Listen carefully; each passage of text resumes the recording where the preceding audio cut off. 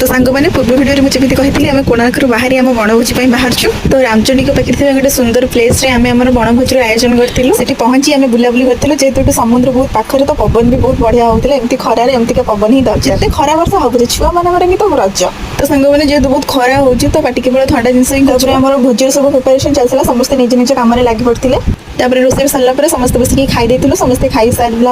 आम जा नई कूला समुद्र कूल सब साम कम पाइली आम बाहर माँ रामचंडी को दर्शन करने जगह विषय भी आपको कौन कह जो मैंने आसते से जानी एठिकार सुंदरता विषय जो मैंने न आसती आसतु देखिए बहुत बढ़िया लगे और बहुत शांतिपूर्ण परिवेश बहुत सुंदर लगे आम सब फोटो वीडियो शूट करके बाहरी गलु आ गोटे जात्रा आम पहुंची जाइलु आम कालियार क्षेत्र श्रीक्षेत्र में तो जेहेतु आपने जानी आगो रथ यात्रा आसुची तो से रथ प्रिपेरेसन बहुत जोरदार चली जगन्नाथ समस्त मंगल करंतु और समस्त सुखरे दुखरे सहित था